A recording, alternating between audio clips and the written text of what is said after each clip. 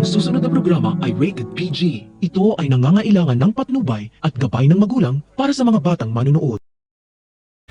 Palala ng palala ang pagsisinungaling ni Paulo kay Marge para maipagpatuloy lang niya ang pakikipagrelasyon kay Thea at dinamay pa niya si Manang Yoli sa kabaliwan niya. Nagdesisyon si Paulo na itigil muna nila ni Thea ang paggawa ng milagro dahil muntik na silang mahuli ni Marge pero hindi papayag si Thea dahil baliw na siya kay Paulo.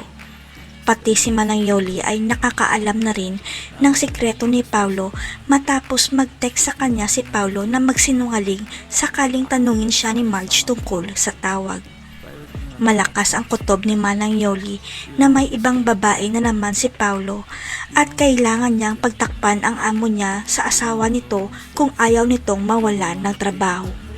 Pero hindi natatakot si Manang Yoli na mawala ng trabaho dahil alam niya ang bawat sikreto at tinatagong baho ng pamilya Torrecampo at ito ang hawak niyang alas.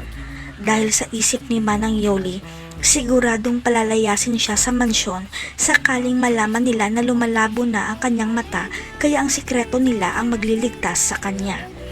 Ang hindi alam ni Manang Yoli at Paulo, may kakampi si Marge sa bahay ng mga Torrecampo dahil si Cheche ang magiging mata at tenga niya sa loob ng mansyon.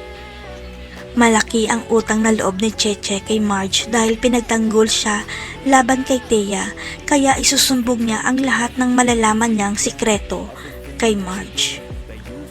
Hanggang sa hindi sinasadyang mabasa ni Cheche ang text message ni Paulo sa cellphone ni Manang Yoli at nagtaka siya kung bakit kailangan magsinungaling kay Marge.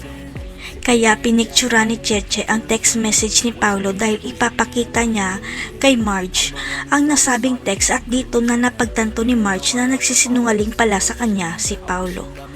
Dahil tinanong rin ni Marge si Cheche kung nagkausap ba sa telepono si Manang Yoli at Paulo at ang siguradong sagot ni Cheche ay hindi tumawag si Paulo kay Manang Yoli.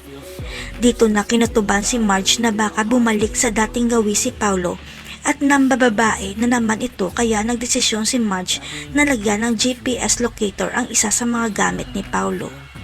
Dito na nakumpirma ni Marge na nagsisinungaling si Paulo dahil sa hotel pumunta si Paulo at hindi sa opisina nito kaya susugod si Marge sa hotel para mahuli kung sino ang kabit nito.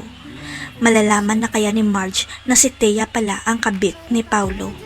Malaman rin kaya ni Marge na nililigawan ni Greg ang nanay Evelyn niya.